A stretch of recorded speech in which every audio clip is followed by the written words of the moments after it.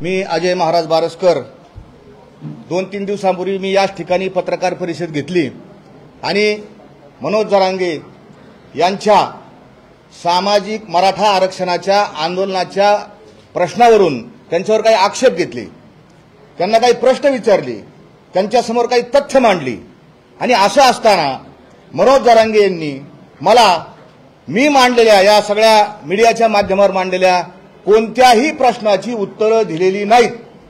मी त्यांच्यावर कोणतेही व्यक्तिगत आरोप केले नव्हते, काहीही केलं नव्हतं। मी त्यांना मराठा आरक्षण संबंधाने प्रश्न विचारले। आपण वारंवार भूमिका बदलता, आपण पलटी मारता। ज्या मुद्द्यावर समाजाने आपलं नेतृत्व मान्य केलं ते पारदर्शकपणा, तो पारदर्शकपणा आपण गमावलेला आहे। आपला अभ्यास कमी आहे, कायद्याचं ज्ञान कमी आहे। या सगळ्या मुद्द्यावर त्यांना मी काही प्रश्न विचारले। त्याचबरोबर मी त्यांना प्रश्न विचारला की आपल्या जिल्ह्यातील वामनराव वाळेकर, परशुराम खुने यांनी आपल्यावर आरोप केले की जरांगे हा खोटं बोलतो, जरांगे हा फसवतो। नारायणगडावर भगवा झेंडा लावायचं सांगून आमच्या पोरांना नेलं आणि त्यांच्यावर न्यायालयामध्ये हल्ला करायला लावला। 5 वर्षाची शिक्षा झाली। जरांगेंमुळे आमचं घर, आता मराठ्यांची घरं उद्ध्वस्त झाली। त्यांच्या मुलांनी आरोप आल्यानंतर सांगितलं की जरांगेंच्या आंदोलनात जाऊ नका, हे आंदोलन भरकटलेले, चुकीचे। हे माझे आरोप नव्हते, हे सगळेच्या सगळे आरोप त्यांच्या 20 वर्षाच्या सहकार्यांनी केलेले होते। असे प्रश्न मी विचारल्यानंतर आणि अधिकार आहे मला विचारण्याचा। मी 2006 पासून मराठा समाजाला आरक्षण मिळावं यासाठी कार्यरत आहे। पिटिशन केली, आंदोलने केली, अनेक काही गोष्टी केल्या। मी मराठा समाजाचा आहे, मला तो पूर्ण अधिकार आहे। जगद्गुरु तुकोबारायांचा अपमान केला, त्यांनी माफी मागितली। ती माफी सुद्धा त्यांची अहंकार मिश्रित होती। त्यांच्या स्वभावावर मी बोट ठेवलं। तुमचा स्वभाव अहंकारी आहे, तुमचं मीपणा, माझपणा, श्रेयवाद या सगळ्या त्यांच्या गोष्टीवर मी त्यांच्या अवगुणावर बोट ठेवलं। दुसऱ्या दिवशी आपण पत्रकार बांधवांनी त्यांना विचारलं की ते बारसकर महाराज आहेत आणि त्यांनी असे तुमच्यावर आरोप केलेत, असं त्यांनी पत्रकार परिषद घेऊन भूमिका मांडली। काय उत्तर दिले त्यांनी? मी त्यांना आपल्या समोर साक्षीने विचारतो। मी त्यांना प्रश्न विचारले, सामाजिक या मराठा आरक्षणाच्या विषयी प्रश्न विचारले, उत्तर काय दिलं त्यांनी? तो काय महाराज एका बांधव नारायण महाराज झालाय, तो त्याच्यावर बलात्काराचे आरोप आहेत, त्यानं विनयभंग केलाय। 8 वर्षापूर्वी त्यानं बलात्कार केला, 7 वर्षापूर्वी त्यानं विनयभंग केला। कुठलाच आधार नाही। एक म्हणजे मला कल्पनाच नाही की अशा पद्धतीनं जरांगे खालच्या पातळीला जाऊ शकतात। याचं कारण मी जे प्रश्न विचारलेत त्या प्रश्नांची उत्तरं जरांगेकडे नाहीत, कारण त्यांचा रस्ता चुकलेला आहे। पुन्हा त्यांनी माझ्यावर आरोप केला की जरांगे यांनी, बारसकर महाराजांनी 300 कोटी रुपयाची संपत्ती माया जमा केली आहे। एवढ्या मोठ्या उंचीवरच्या आंदोलनाच्या नेतृत्वानं पुराव्याशिवाय, तथ्याशिवाय आरोप करावेत? इतक्या मोठ्या, हे आपल्याला पटायला पाहिजे, समाजाला पटायला पाहिजे। पुन्हा त्यांनी दुसरा आरोप माझ्यावर केला की तुम्ही सरकारकडून 40 लाख रुपये घेतले। माझा सगळ्या तमाम मराठा बांधवांना आज मला 2 दिवस खूप ट्रोल केले त्यांनी। एखाद्या सज्जन माणसावर, कोणी असू द्या, मी स्वतःला असं म्हणू शकत नाही मी सज्जन आहे, मी चांगला आहे, पण एखाद्या माणसावर ज्याच्यावर पूर्वी एकही आरोप झालेला नाही, माझ्यावर एक आरोप नाही, सिंगल वन आरोप नाही, माझ्यावर 2च आता केसेस चालू आहेत। एक शेतकऱ्यांच्या पाण्याची केस चालू आहे आणि दुसरी एका गरीब शेतकऱ्याच्या मुलाला लाईटचा करंट बसला होता आणि त्याचा दावा मी अहमदनगरच्या एमएससीबीच्या ऑफिसमध्ये घातला। असे 2 गुन्हे माझ्यावर ट्रायल चालू आहेत। आता 2च गुन्हे चालू आहेत। ह्या माणसाने बलात्कार, विनयभंग, 300 कोटीची संपत्ती आणि पुन्हा 40 लाख रुपये मी सरकारकडून घेतले। माझं जाहीर सवाल आहे समाजाला की ज्या माणसाकडे 300 कोटी रुपये येतं तो माणूस 40 लाख रुपये घेईन सरकारकडून. माझी किंमत जर 300 कोटी रुपये आहे, मी सरकारकडून 40 लाख रुपये घेईन. ह्या माणसाला याला समजणारच काही. भाषा पाहिली का आपण? भाषा.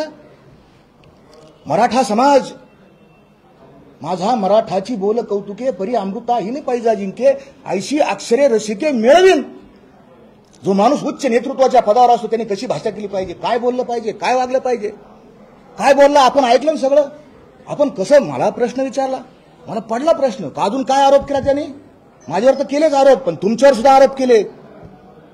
लोकशाहीमध्ये प्रसार माध्यम, वृत्तवाहिन्या, पेपर हा चौथा आधारस्तंभ मानलेला आहे. तुमच्या समोर तुमच्यावर जरांगेंनी आरोप केलाय की मला 19 वर्ष लागले, मला मीडिया मिळाला नाही. आणि ह्या महाराजाला कसं काय मिळालं मीडिया? कुणी पत्रकारांना पैसे दिले? तुमच्यावर आरोप. जे माझे पत्रकार बांधव त्या अंतरावरी सराटीला, तिथं काय हॉटेल नाही, अन्न नाही, पाणी नाही, राहायला जागा नाही, आपले लेकरं बाळ इकडे तिकडे सोडून रात्रंदिवस तिथं कधी पण हजर आहे तिथं. मग आम्ही असंच विचारायचं तुला कसा मीडिया मिळाला? अरे तुला मीडिया मिळाला नाही, तुझ्या पाठीमागा जो समाज आहे मराठा समाज, त्या मराठा समाजामुळे मीडिया तिथं आलेला आहे. त्या मराठा समाजाचे दुःख वेदना जी तुझ्या रूपातून प्रगट होती ते मांडण्याकरता मीडिया तिथं उभा आहे. हा माणूस बेछूट झालेला आहे, बेताल झालेला आहे. आणि म्हणून मी कळकळीचं आवाहन केलं. याने पुन्हा माझ्यावर आक्षेप केला, आरोप केला की याचा ना आमचा काही संबंध नाही. या बारस्कर महाराजाचा, बारस्कर म्हणलाच नाही तो, त्याची संस्कृती नाही त्याची, त्याचा ना आमचा संबंध नाही.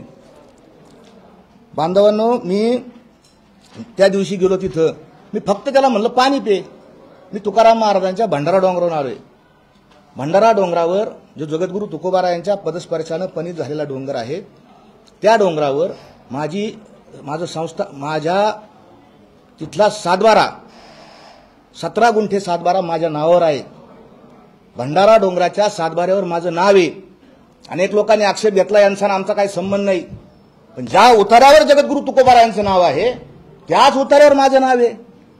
मी आपल्या समोर आत्मविश्वासाने इतक्या कॉन्फिडन्सली इतकं कसं खोटं बोलणार?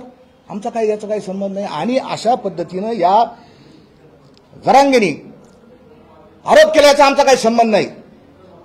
माझं आपल्या माध्यमातून सगळ्या समाजाला सांगणं आहे की यांनी मला बोलवलेलं आहे, मी तिथे गेलेलो नाही. माझ्याकडे पुरावे आहेत आणि ते पुरावा मी तुमच्यासमोर सादर करणार आहे.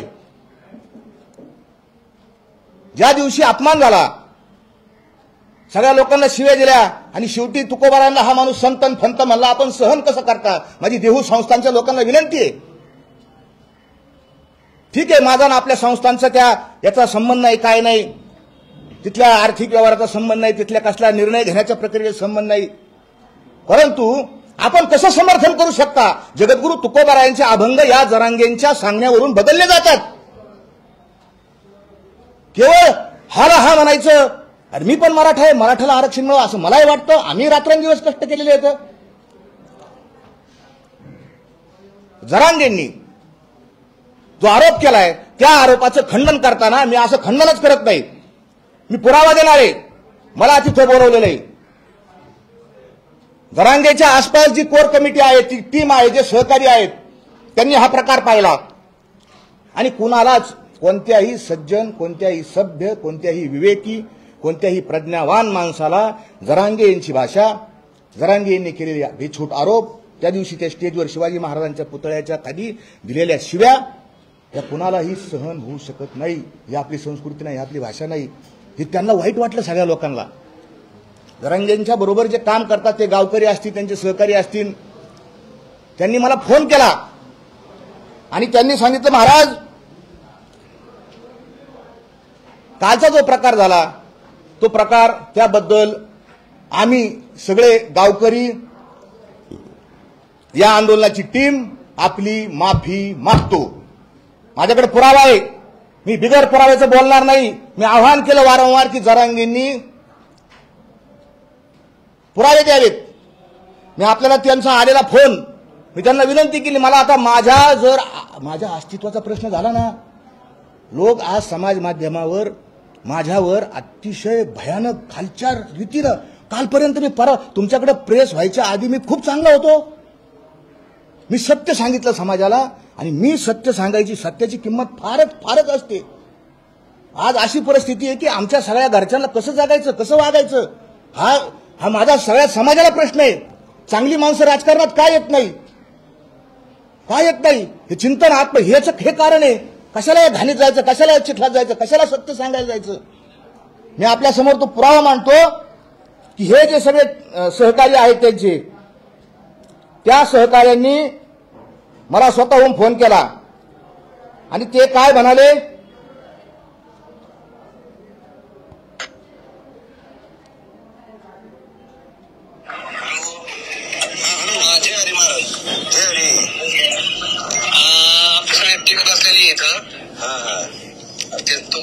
माफी मागायची कालच्या घटनेबाबत वर जाऊन फक्त मी म्हणलं आंदोलन चालू ठेवा. तुकाराम महाराज देऊ डोंगरावून आलो, मी भांडारा डोंगरावून. महाराजांचा निरोप आहे, तो का म्हणे म्हणजे धाडीने निरोप हा तुमची समाजाला गरज आहे, तुम्ही एक ग्लासभर पाणी प्या. अशी आम्ही सगळे जर सगळ्या महिला सगळे महाराज ऐका ना, माझं ऐकून घ्या ना, माझं ऐका. मी फक्त एवढंच म्हणलो, मला लगेच म्हणले काय ते संतन फंतन मला नका सांगू, मला सांग माहिती, माझं डोकं तिकडे निघा. त्याच्या माणसाच्या पोटात आलं, तुमची गरज आहे आम्हाला म्हणून आम्ही तुम्हाला प्रत्येक फोन करून बोलून घेतलं, तुमच्यातला सात्विकपणा पाहिलं म्हणून आम्ही तुम्हाला पुढे केलं. बरोबर आहे का नाही? तुमची आमची ओळख होती का? नाही नव्हती ओळख. काय आमचं सगळ्याच म्हणणं आहे की आम्ही सगळेजण माफी मागतो, पण तुम्ही इथं येणं आणि परत या आंदोलनात दिशा देणं गरजेचं आहे. मनोज दादासाठी, समाजासाठी तर तुम्ही परत पुढाकार घ्या. त्या बाबतीत आम्ही फेसबुकवर वाटल्यास आम्ही आमच्या माहिती देतो की जे काय काल झालं त्या बाबतीत आम्ही दिलगिरी व्यक्त करतो. म्हणजे तुम्ही जे ट्रोल होतात, तुम्हाला जे बाकीचे कोणी काय बोलताय त्या बाबतीत होणार नाही. तुम्ही वरती साधू संत जे नाराज झाले असतील तुमच्या ह्याचे देऊचे, त्यांनाही थोडस तुम्ही समजून सांगा. आणि शेवटी साधू संत पोटात घेतातच चुकत. जे काय काय समाजात हॅलो महाराज, आम्ही सगळ्या पूर्ण टीम आम्ही तुमची माफी मागतो. हे सोडून द्या, हे विषय असे चालत राहतात, पण समाजासाठी तुम्हाला यावं लागते महाराज. जय हरी जय हरी. तुम्ही खरंच नकाल बेकार वाटून गेल्यानंतर बरं का महाराज, मागचा सन्मान खाली होतो जावं लागला आम्हाला. नाही ना, मी पाहिलं त्या तुम्ही म्हणजे लईच झालं, त्याच्याकडे आम्ही माफी मागतो. त्याच्यामुळे सगळे आम्ही गोष्टी तुम्ही सगळी माणसं चांगली. ही क्लिप तुम्हाला पाठवून देतो मी सगळी.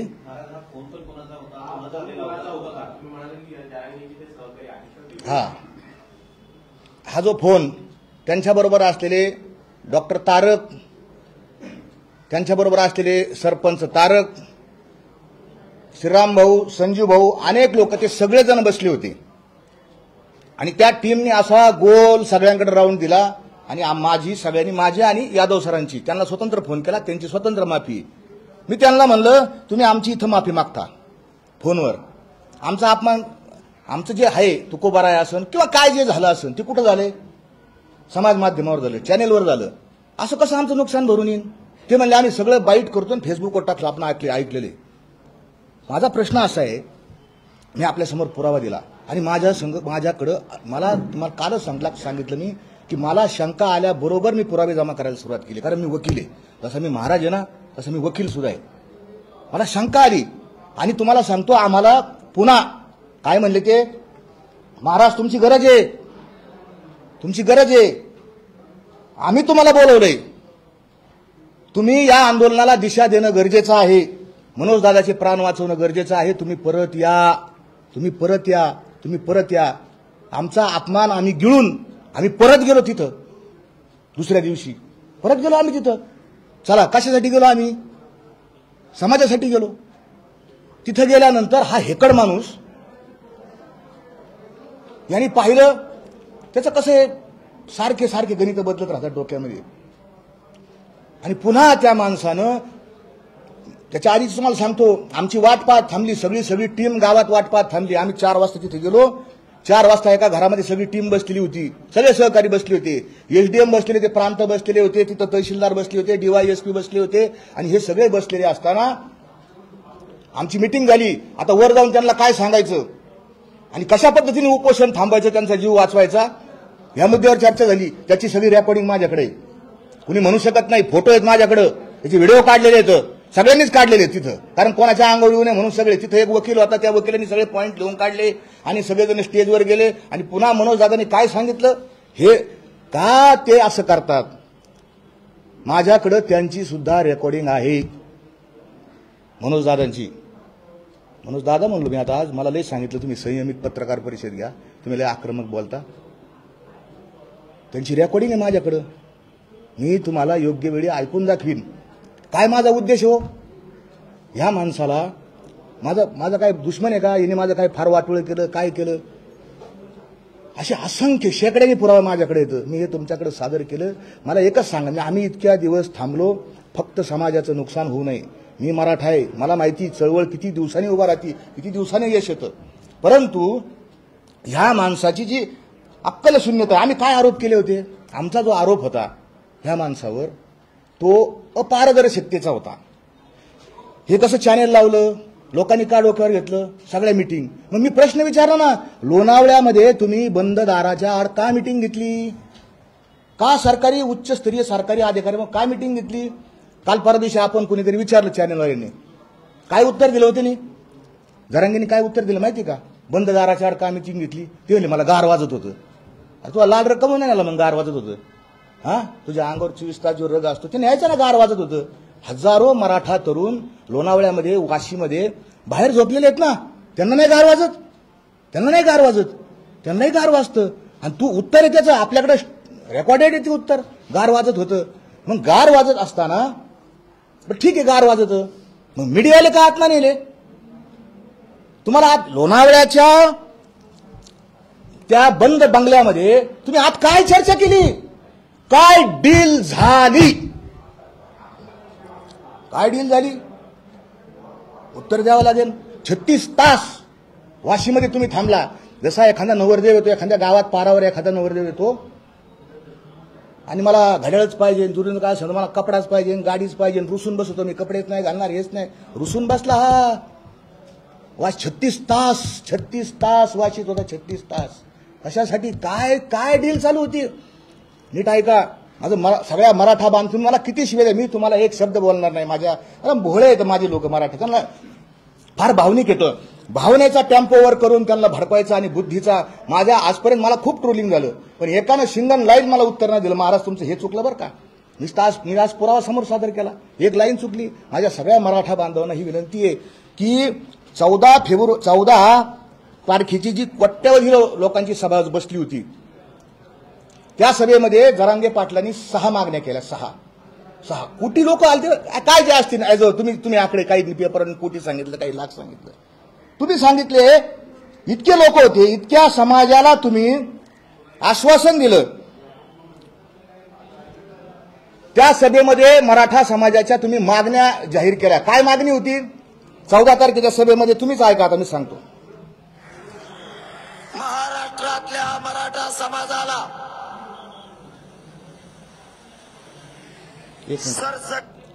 परत घेतो. हा, महाराष्ट्रातल्या मराठा समाजाला सरसकट कुणबी प्रमाणपत्र देऊन मराठा समाजाचा ओबीसी मध्ये समावेश करावा. 2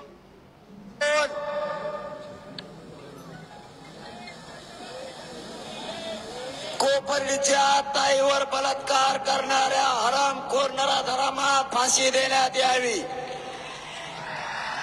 2च वर बोलतो मी. त्या अंतरवादीतल्या 14 तारखेच्या प्रचंड मोठ्या सभेमध्ये यांनी सांगितलं की आमची मूळ मागणी मराठा समाजाला, काय शब्द वापरते त्यांनी, सर सकट. आपण पत्रकार बांधव याचे साक्षीदार आहात, मीडिया साक्षीदार आहे. लोणावळ्याच्या सभेमध्ये आतमध्ये जी गुप्त मिटिंग झाली ना बंद दाराच्या आड, त्याच्यामध्ये सरसकट शब्द सोडून दिला. भाषण करायला आले परत तिथं, आणि भाषणात बोलता बोलता रेकॉर्डेड आहे, बारीक, माझ्या मराठा समाजाला बारीक पहा, बोलताना सांगितलं की आपल्याला सर एवढं बोलले, लक्षात आलं अभी वो खत्म हो गया मामला. सरसकट नाही म्हणले, सगळे सोयऱ्याचं आपल्याला कायदा झाला पाहिजे. आंतरवालीतून निघाले सरसकटसाठी आणि लोणावळ्यात आल्यानंतर मागणी बदलली, सगळे सोयरे. का हो जरांगे पाटील, असं काय झालं की तुम्ही सरसकट शब्द सोडला? काय झालं समाजाला सांगा ना तुम्ही, काय झालं? जो ड्राफ्ट आम्ही 18 तारखेला तुम्हाला तिथं दिलता, तोच ड्राफ्ट तुम्ही तिथं वाशी स्वीकारला, गुलाल लावला. पुढे येणार 10 तारखेच्या याच्यावर मी, तुम्ही का सोडली ती मागणी? दुसरी मागणी त्यांनी केली, कोपर्डीच्या ताईच्या जे आहेत ते आरोपी, त्यांना फाशी झाली पाहिजे. ही मागणी कोणाकडे करावी? मॅटर न्यायालयामध्ये प्रलंबित आहे. मग हे सरकारला मागणी करावी. कायद्याचं ज्ञान नेतृत्वाला असलं पाहिजे का नाही? कोणाला मागणी करावी? सरकारला फाशी द्या. सरकार काय पत्र काढीन का? या आरोपींना फाशी द्या. फाशी द्यायची सही कोण करीन? न्यायालय करीन. अकलीचा तपास नाही, बिलकुल नाही. पुढे जाऊन सांगतो, मी नेहमी म्हणलो मराठा समाजाचं नुकसान या माणसांनी केलंय. मला सांगावंच लागेल, कारण माझ्यावर इतके घाणेरडे आरोप झालेत, अतिशय घाणेरडे आरोप झालेत. काय याची त्या लाखोंच्या 14 तारखेच्या सभेमध्ये काय मागणी होती? तिसरी मागणी ऐका यांची.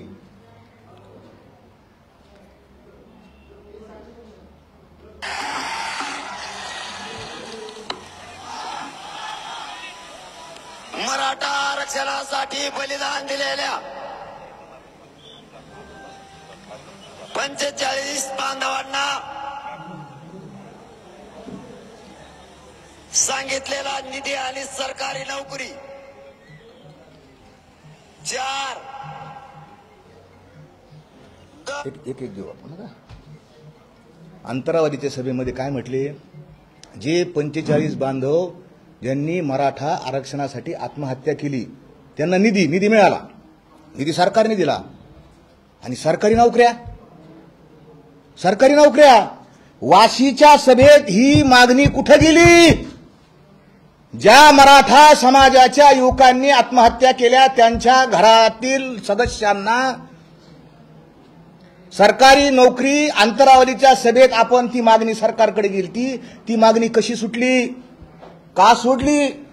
मराठा समाजाने विचार करावा. हे सत्याची लढाई. मी तुमच्या समोर खरं वाजून दाखवलं. तुम्हाला समजत नसेल तर त्याच्यात मग मी काहीच करू शकत नाही. पुढचा एक किती नुकसान आहे मला हे सांगायचं, किती नुकसान आहे या माणसाचं. मागणी काय केली? पुढची मागणी ऐका. अंतरावधीच्या लाखोच्या सभेतील 10 वर्षाला आरक्षण दिलेल्या ओबीसी बाहेर काढण्यात याव्यात.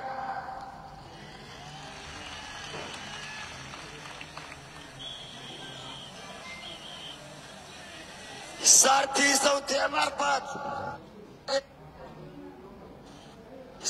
करण्यात आले आरक्षण 4 दर 10 वर्षाला आरक्षण दिलेल्या ओबीसी बांधवांचा सर्वे करण्यात यावा. तो करण्यात आलेला नाही. सर्वे करून प्रगत जाती बाहेर काढण्यात याव्यात. काय म्हणते साहेब आमचे? दर 10 वर्षांनी राज्य मागासवर्ग आयोगातील एक कलम आहे, 5 नंबरचं कलम असेल बहुतेक, कलम नंबर माझ्याकडून मागं पुढे होईल. त्यात असं सांगितलंय की दर 10 वर्षांनी सर्वे करावा. ज्या जाती प्रगत झाल्या असतील त्या जाती आरक्षणातून बाहेर काढाव्यात, अशी मागणी जरांगे पाटलांनी केली. 319 जाती आता कुणबी प्रवर्गामध्ये 319% 319 जाती आता. खरं सांगा मला, या 319 जातीमध्ये सगळ्यात प्रगत जात कोणती आहे? कोणती जात प्रगत आहे? तपास जर केला ना, सर्वे जर केला ना, मराठ्यांनो कुणब्यांनो पहिला आपलं आरक्षण जाईल. ते काय मागणी करतायत? ह्या गोष्टीमुळे आम्ही तळतळलो ना. आरक्षण मिळायचं तर राहिलंच बाजूला, मागण्याच अशा चालू झाल्या का आरक्षण जाईन, अशा खूप येतं, खूप प्रचंड येतं. या सगळ्या गोष्टीला आम्ही कंटाळलो.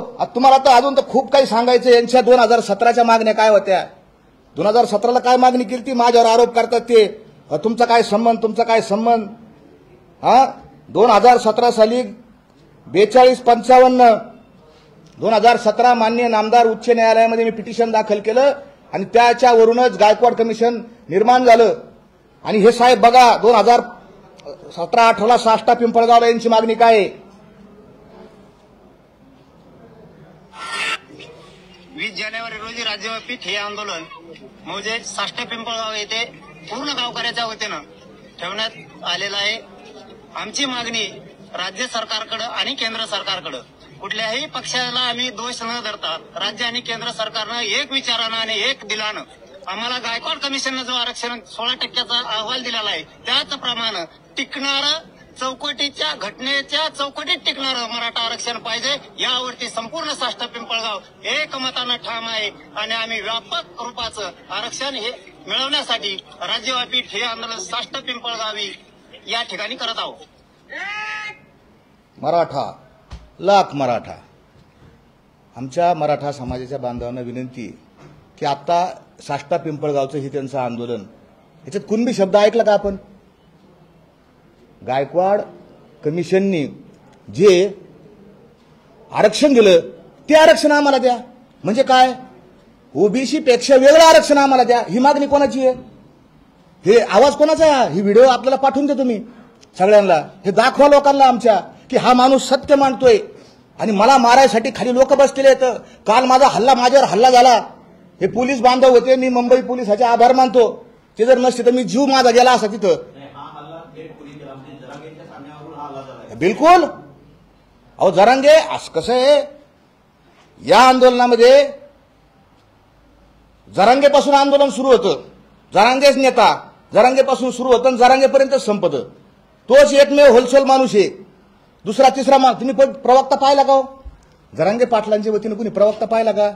कधी एखादा वकील पाहिला का? कधी एखादा अभ्यासक पाहिला का? जरांगे पाटलांनी कोणाचं नाव घेतलेलं पाहिलं का? नका घ्या नाव. कोणी पाहिलं का? कोणी टीमवर्कनी. शिवाजी महाराजांचं जे प्रशासन होतं टीमवर्क होतं. 8 मंत्री होते, त्याच्या खाली सरदार होते, मावळे होते, किल्लेदार होते, गडकरी होते, फडणीस होते. ते फडणीस म्हणजे वाकणीस होते, कारखानीस होते. सगळे नावं तुम्हाला हातभर सांगन. इतकी सगळी प्रशासन होतं. शिवाजी महाराजांचं ध्येय ठरलेलं होतं. काय ध्येय शिवाजी महाराजांचं? तत्वज्ञान ठरलेलं होतं. सर्वांस पोटाशी लावावे, हे शिवाजी महाराजांचं तत्वज्ञान आहे. टीमवर्क आहे, म्हणून जगामध्ये एवढा मोठा राजा निर्माण झाला. आमच्या साहेबाचं कोण आहे? टीमवर्कचा पत्त्याच नाही. तत्वज्ञान दिवसाला बदलत आहे. आज हे तर उद्या ते, तर परवा ते, तर तरवा ते. महाराज मला हे सांगायचं की हा कितीतरी आरोप, म्हणून माझी मागणी आता की मला माझी मागणी, मी बलात्कार केला, जरांगेने आरोप केला, मी विनयभंग केला, आण त्या महिला. आरोप केला तू, मी तुला प्रश्न विचारले आरक्षणाचे. मी तुला प्रश्न कोणाचे कशाचे विचारले? आपण विचारा, तुझे त्याच्या व्यक्तिगत विचारले का? की बुवा मागच्या 17 दिवसाचं आंदोलन चालू होतं, तू रात्री कोणाच्या घरात जाऊन दूध भात खात होता, दूध भाकरी खात होता? माझ्याकडे रेकॉर्ड नाही का? माझ्याकडे पुरावे नाहीत? कोणत्या माय माऊलीकून तू कमरापर्यंत पाय दाबून घेतले? मलाही बोलता येतं, माझ्याकडे व्हिडिओ येतं, माझ्याकडे रेकॉर्डिंग येतं. कोणाला तू आंबडचा आमदार बनव, कोणत्या माता माऊलीला तू आंबडचा आमदार बनवायचा शब्द दिलाय? मला माहिती आहे जरांगे, पण आमची संस्कृती ती नाही. आमची संस्कृती ती नाहीये. आम्ही सामाजिक प्रश्नावर आवाज उठवला. डील काय झाली आम्हाला माहिती आहे. कसे ढंपर आले तुमच्या पाहुण्याच्या दारात. 45 हे टिप्पर जे आले, वाळू काढायचे लोडर आले, कुठून पैसे आले? 3 महिन्यात आले. तपास करा. मी जाणार आहे इन्कम टॅक्सकडे, मी जाणार आहे. ईडीकडे जात असेल तर ते बरं होईल, पण ईडीकडे गेलं म्हणजे नाही, भाजपचा माणूस आहे. इन्कम टॅक्सकडे जाऊ, कलेक्टरकडे जाऊ, पोलिसाकडे जाऊ. हे बघा, रातोरात एखाद्या माणसाकडे एवढे पैसे कसे येतात? कितीतरी आरोप तुम्हाला सांगण्यासारखे येतं. यादी मला इतके वाळूचा धंदा चालतो. तहसीलदार साहेब, एसडीएम साहेब, तुम्ही इतके घाबरलेले, इतके बेदरलेले आहात. एकाही गाडीवर नंबर नाही, धंदे चालू येतं. हा, दमनची दारू आणली, ट्रकमधून उडी मारली, कोणाला गुतावलं, माझ्यावर आरोप केले. संभाजी राजांच्या नावाखाली पैसे खाल्ले आणि तुझ्यावर 420चा गुन्हा दाखल आहे पुण्याच्या डिस्ट्रिक्ट कोर्टात. जरांगे सुटणार नाही तू. केले कर्म झाले त्याची भोगा आले, उपजले मेले आईशे किती. मी चुकलो तर मी माझ्या जाईन. तुझ्यावर 420चा गुन्हा आहे. हिम्मत असेल तर माझ्यावर डिफॉर्मेशनची आबरू नुकसानीचा दावा कर. हे तुला मी आत्ता बोललो ना, हे सगळे पुरावे मी कोर्टात सादर करीन. मला कोणाची इज्जत घालायची नाही. आम्ही तुला प्रश्न सामाजिक चळवळीची विचारले होते, तू आमच्या घरापर्यंत आला. आम्हाला माहित नाही कोणाचं कुटुंब इथं 5 स्टार मुंबईला मोर्चा आल्यानंतर कोणाचं कुटुंब 5 स्टार हॉटेलमध्ये राहिलं. माझ्याकडे व्हिडिओ नाहीत, मला जायचं नाही कोणाच्या कुटुंबापर्यंत. सगळे पुरावे माझ्याकडे येतं.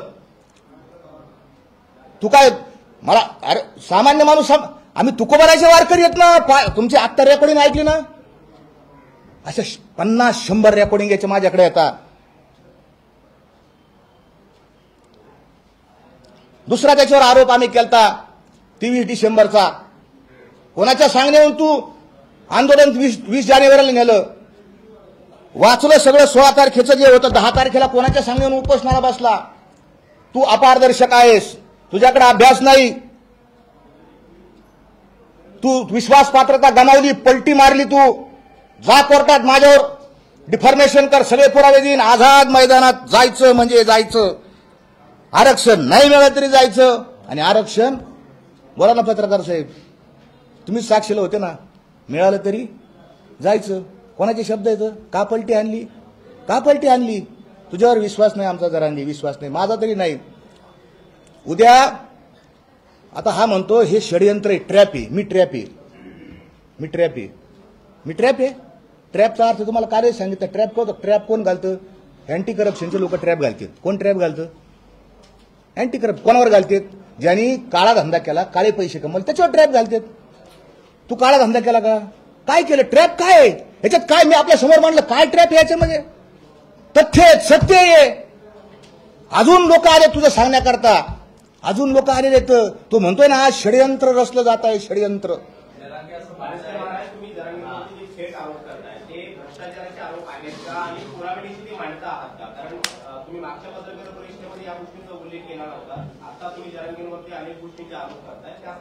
हा, मी मागच्या पत्रकार परिषदेत मी त्यांच्यावर कुठलाही आर्थिक आरोप केला नव्हता. मी सरळ 2-3 चॅनलला म्हटलं होतं की बा मला माहित नाही, मला ते काही सांगायचं नाही, काय नाही. माझी विनंती, माझी विनंती, आता माझी मागणी आहे याच्यातली, माझी संपवण्याच्या आधी सांगतो, माझी मागणी आणि आव्हान आहे. माझ्यावर आरोप केले, व्यक्तिगत आरोप केले, बलात्कार, विनयभंग, 300 कोटी 40 लाख रुपये घेतले, असे आरोप केले. मी नार्को अॅनालिसिस, ब्रेन मॅपिंग आणि लाय डिटेक्टर या 3ही चाचण्याला तुमच्या समोर जायला तयार आहे. आणि मी जरांगेवर जे आरोप केले, तुम्ही ज्या डील केल्या, जे जे काही आरोप केले, तुम्हाला आव्हान आहे. तुम्ही सुद्धा पारदर्शकतेचा तुम्ही सांगता मी पारदर्शक आहे, पारदर्शक आहे, पारदर्शक आहे. तुम्ही पण यावं. तुमच्यावर आरोप केले जात आहेत आणि तुम्ही सुद्धा नार्को अॅनालिसिस, ब्रेन मॅपिंग आणि लाय डिटेक्टर या 3ही चाचण्या कराव्यात. मी तुमच्याशी, तुम्ही माझ्यावर आरोप केले तसे मी तुमच्यावर आरोप केले, मी कधी तयार आहे. तुम्ही सुद्धा या नार्को आणि या सगळ्या चाचण्या कराव्यात.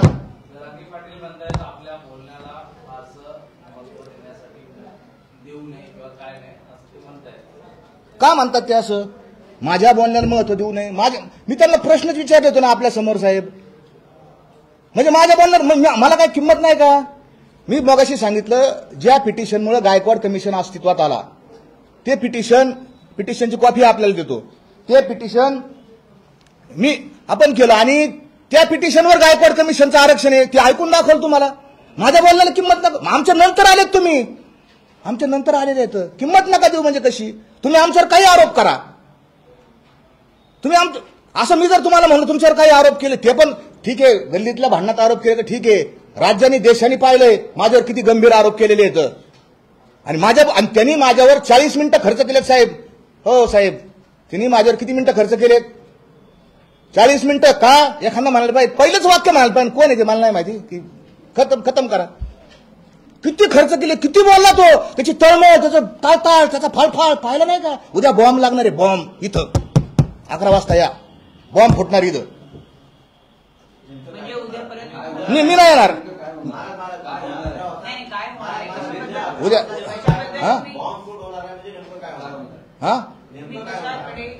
इथं आता तो जो म्हणतो ना षडयंत्र केलं जातं, षडयंत्र केलं, त्याच्या हिशोबाने ते षडयंत्र आहे. आणि उद्या इथं सत्य बाहेर पडणार आहे. जरांगे कसा आहे, जरांगे जे काय आहे ना, जे काय आहे, याचा बुरखा, याचा चेहरा, हा समाज, ज्या समाजाने तुला देव केलं, तोच समाज एक दिवस अशी परिस्थिती येईन, तुझे सगळे काळे धंदे उघड झाले ना, हा समाज तुला दगड मारीन. ही वस्तुस्थिती आहे. उद्या दिसन तुम्हाला काय आहे काय नाही. पत्रकार परिषद होणार आहे, पण ते घेणारे लोक वेगळे आहेत आणि ते जरांगेविषयी सत्यता मांडणार आहेत. तुमच्यावर ज्या पद्धतीनं हल्ला झाला, काल 5 लोकांना ताब्यात घेण्यात आलं, सगळेच्या सगळे लोक हे नवी मुंबईचे आहेत, त्यांचा एका राजकीय पक्षाशी सुद्धा संबंध आहे. आपल्याला काही कल्पना आहे का, या माणसांना तुम्ही ओळखता का, त्या माणसांचा कुठल्या पक्षाशी संबंध आहे? मी एक भूमिका अशी मांडली होती की या आंदोलनाचा फायदा नेमका कोणाला झाला. लॉजिक मांडलं होतं की तर्क मांडला होता, कुणाला झाला फायदा? तर मराठा समाज नाराज आहे आणि तो विशेष करून सरकारवर नाराज आहे.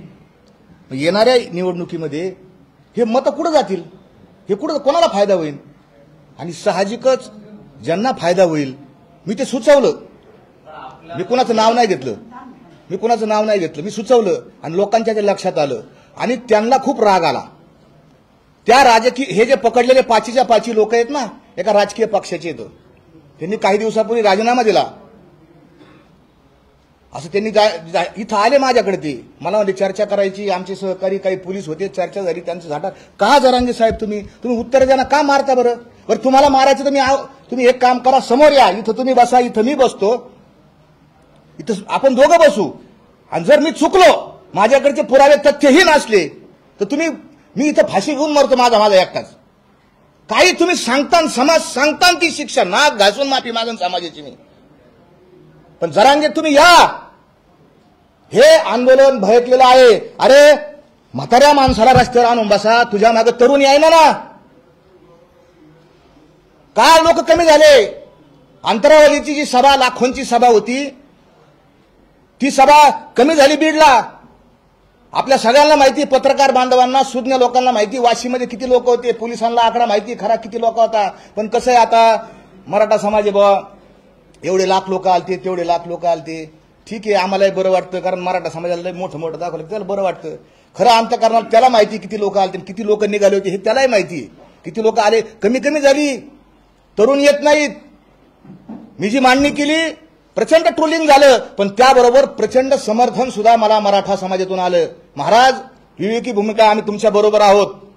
अनेक रेकॉर्डिंग्स आलेत, मला अनेक फोन आलेत, अनेक धमक्या आले. आणि हे जे आहे पर्टिक्युलर, मी त्या पक्षात का 20 वर्ष त्या मोठ्या साहेबाचा प्रचार केला. मी 20 वर्ष नगरमध्ये दादा भाऊ जाऊन विचारा, माझी विनंती आहे, विचारा. 20 वर्ष तुमचं काम केलं. भाजपच्या विरोधात आमचा संघर्ष आहे, शिवसेनेच्या विरोधात संघर्ष आहे, आणि तुम्ही आम्हाला मांस मारायला पाठवता. हे फळ देता तुम्ही आम्हाला.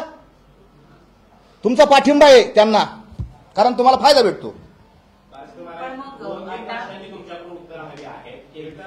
तुम्ही देहू संस्थानात जो काही मागच्या वेळी उल्लेख केला होता, त्यावर त्याचा देहू संस्थानाने जो काही खुलासा केला की देहू संस्थानाचा आणि महाराष्ट्राचा काही एक संबंध नाहीये, त्यावरती तुम्हाला सविस्तर काय सांगायचं आहे? दुसरं, तुम्ही मागच्या वेळी जे काय म्हणाला होता की जरांगींच्या कोर टीम मध्ये मी 6 महिन्यापासून कार्यरत आहे, तर जरांगीला भेटायला गेल्यानंतर व्यासपीठावरती तुम्ही जी ओळख करून देताय, मी देहूवरून तुकाराम महाराजांचा निरोप घेऊन आलेलो आहे, त्यावर आक्षेप घेतला जातोय की जर कोर टीम मध्ये असणारा माणूस स्वतःची ओळख अशी का करून देतो? यावरती तुम्हाला काय? तुम्ही उशिरा आले का? मला वाटतं ते माझी रेकॉर्डिंग ऐकली पहिली तुम्ही, माफीची रेकॉर्डिंग ऐकली तुम्ही? त्यावर तुम्हाला काय सांगायचं? हा, ते पहिला मी सांगतो तुम्हाला. राजकीय पक्षाचा उल्लेख करता आहे की त्याला फायदा होण्यासाठी, तर नेमका तो पक्ष कोणता हे देखील आपण स्पष्ट केलं तर बरोबर. कारण तुम्ही म्हणताय की मला याचं सगळं माहिती काय झालंय, मी त्या पक्षात 20 वर्ष काम केलंय. 20 वर्ष खूप समर्थन केलं, काम केलं, त्यांचं शेतीमध्ये खूप मोठं योगदान आहे, मला ते आदरणीय आहेत, सगळं खरं आहे. मला दुःख याचं वाटतं की तुम्ही त्यांना पाठिंबा द्या, राजकारण हे चालू आहे, त्याच्यात होतच असतं. पण तुम्ही माझ्यासारख्या म्हणजे मी कीर्तनकार आहे, कुणी नाही जरी म्हणलं तरी मी ऑलरेडी आहेच कीर्तनकार. माझे सगळे नेटवर युट्यूबवर गावागावात कीर्तन येतं. आजही माझ्या साविडी गावानं आमच्या तिथं सगळे आमचे चॅनेल बोलून पत्रकार परिषद घेतली की आमच्या महाराजांवर कोणताही विनयभंग बलात्काराचा गुन्हा झालेला नाही.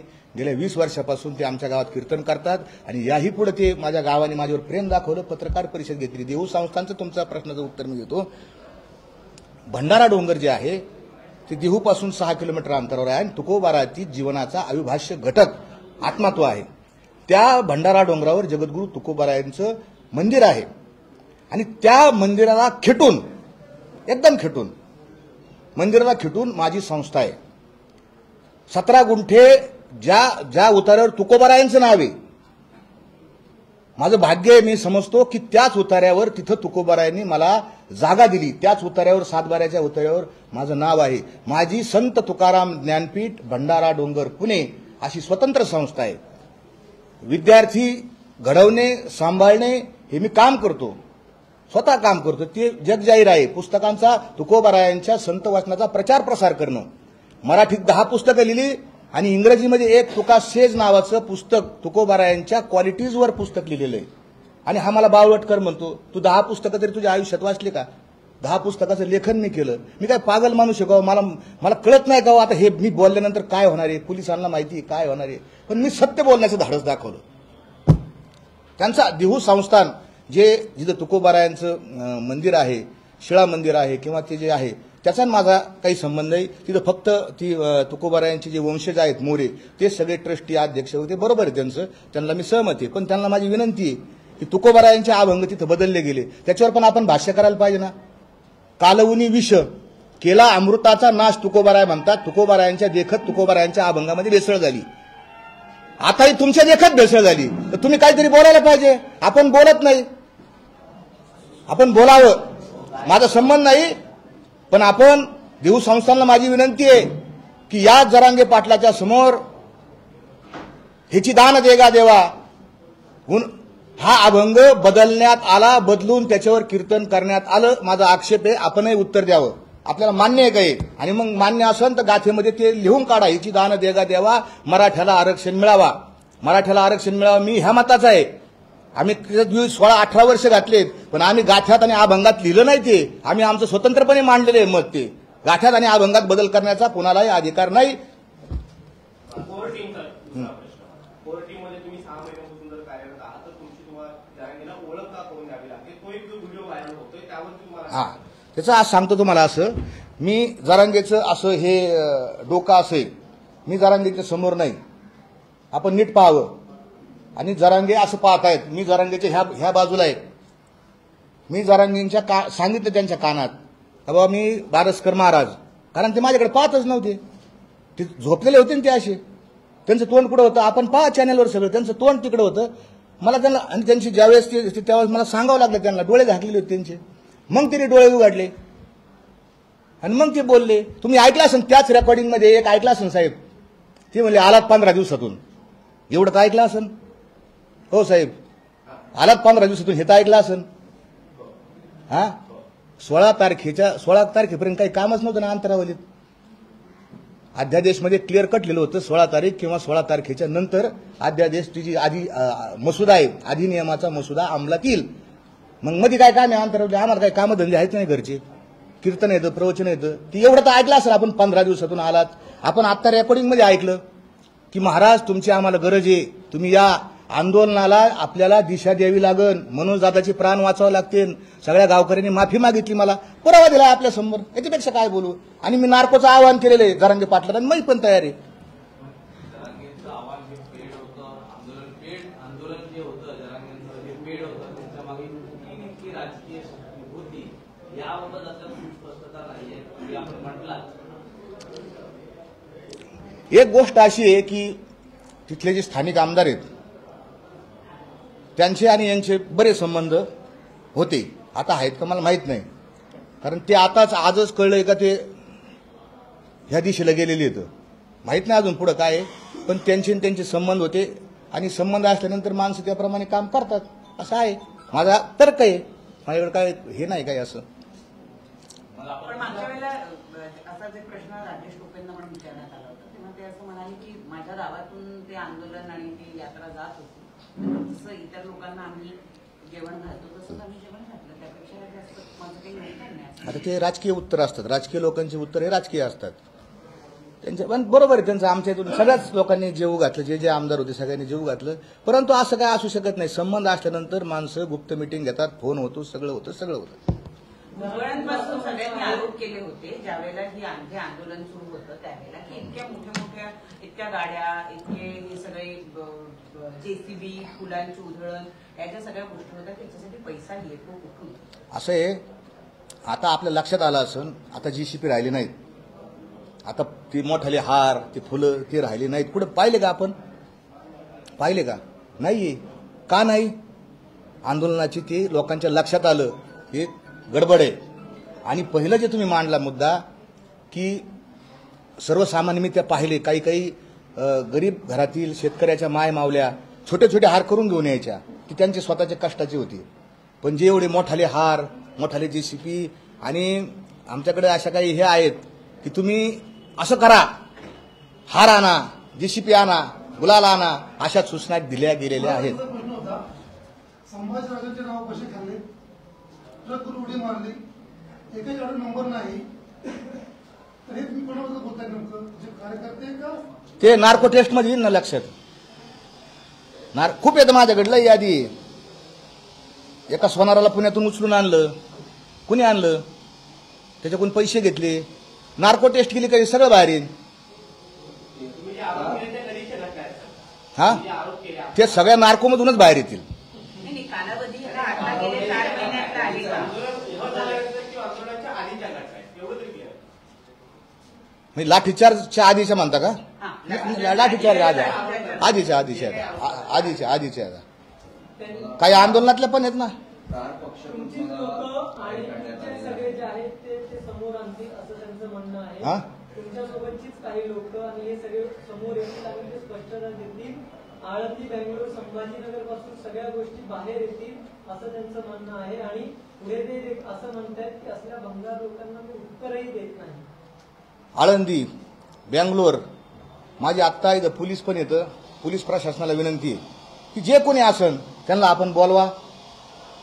9 वर्षापूर्वी घडलेली घटना आहे, 9 वर्षापूर्वी बोलवा, तपासणी करा. मी तपासाच्या पुढे गेलो ना. मी नार्को ब्रेन अनालिसिस आणि लाय डिटेक्टर हे माझ्या परमिशनशिवाय होत नाही. ज्याला त्याला परमिशन द्यावं लागते.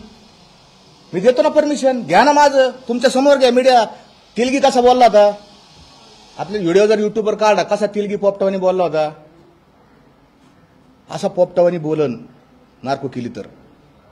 पक्षातनं काढण्यात आलेला आहे त्याविषयी काय सांगाल? आणि त्याच पक्षातल्या एका पाटील नावाच्या महिलेने तुमच्यावर आरोप केलेले आहेत की तुम्ही विनयभंग केलेला आहे, त्याविषयी काय सांगाल?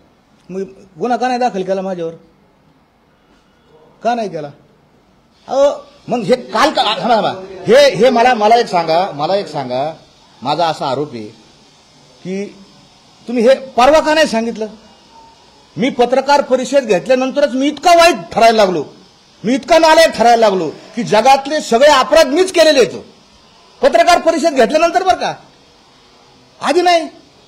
आधी आहे का सिंगल स्टेटमेंट दाखवा, ह्याने असं केलं त्याने तसं केलं. अरे कोण ब्लॅकमेलर आहे, कोणाचे पैसे कुठे गेलेत? माझ्याकडे सगळे माझ्याकडे. पण मग बच्चू कडू यांच्याशी तुमचा काही संवाद झाला का? त्या दिवशी परिपत्रक बाहेर काढलं, तुम्हाला पक्षातून काढून टाकण्यात? मी नाराज झालो त्यांच्यावर. संकटाच्या वेळी उभा राहायला पाहिजे माणसाने, ते नाही राहिले. बस याच्यापेक्षा नाही काय. जरांगीची ज्यावेळी सरकारचं शिष्टमंडळ चर्चेमध्ये जात होतं त्यावेळी जरांगींनी सचिवांची जात काढली होती असा एक तुम्ही आरोप केला होता. तर ते माध्यमांसमोर सांगायचे नेमका हेतू काय होता आणि त्यावरती तुम्हाला काय म्हणायचं? नाही, त्या दिवशी जे काही मी घडलं, ऐकलं, ते पाहिलं, ते आपल्या समोर मांडलं. जात तर जातीसाठीच भांडण चाललंय ना. आता आम्ही कशासाठी बसलोय, कोणते दाखले मिळाले? प्रत्येकाला जाती इथं बसलेल्या भारतामध्ये असलेल्या प्रत्येक माणसाला काही ना काही जाते. त्याच्यामुळे काय असं, आणि त्या ठिकाणी विशेष करून तो वाद आहे. काय झालं, आमच्यावर आरोप केला होता की अमुक अमुक जे सेक्रेटरी येतं तुम्ही त्यांच्याकडे जाऊ नका, ते अशी येतं, ते आपले काम करणार नाहीत, ते अमक्या अमक्या जातीचे येतं. आणि मग त्यांच्याशी तुम्ही चर्चा केली असं मी त्या दिवशी म्हणलो. भावनेच्या भरात मी त्या दिवशी जातीचा उल्लेख केला, पण केला जे आहे तेच मांडलेले. जरांगेच्या उपोषणावेळी तुम्ही पाणी घेऊन गेलेलं होतं. हां. त्यावेळेस तुम्ही म्हणाले होते की तुकारामाचा आदेश घेऊन आलेलो पाणी प्यायचं. आदेश म्हणजे काय? तुका म्हणे माझं धाडेले नाही रोपा. अहो, जीव वाचवणं संतांचं काम आहे. ज्याचा जीव चाललाय, जो मृत्यूच्या याच्यामध्ये टोकापशी आहे, त्याचा जीव वाचवणं संतांचं काम आहे का नाही? तेच मी सांग, तुकाराम महाराजांचा आदेश आहे ना बाबा. आत्महत्यारा तो विषयाचा लोभी, आत्महत्या करू नये. मरण जो मागे गाढवाचा बाळ, तुकोबाऱ्याचे अभंग येतं. मृत्यू हे शरीर फार अमूल्य किमतीचं शरीर आहे.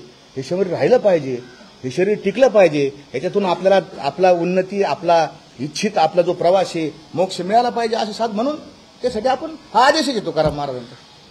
तुम्ही या आंदोलनाच्या सगळ्या चळवळीमध्ये आधीपासून सक्रिय आहात. बच्चू कडू हे सुद्धा जरांगेच्या वारंवार संपर्कात होते. तुम्ही त्यांच्या पक्षाचा एक भाग होता. तुमची कशा प्रकारचं कन्व्हर्सेशन होतं आणि मधल्या काळामध्ये तुम्ही ही भूमिका घेतली की कुणबीच्या संदर्भातली जरांगेची असलेली भूमिका किंवा तुमची जी काही मागणी आहे त्यावरती बच्चू कडूंची काही संपर्क झाला होता किंवा काय? एकदा दोनदा ते याच्यात आलो होतो मी त्यांच्या बरोबर.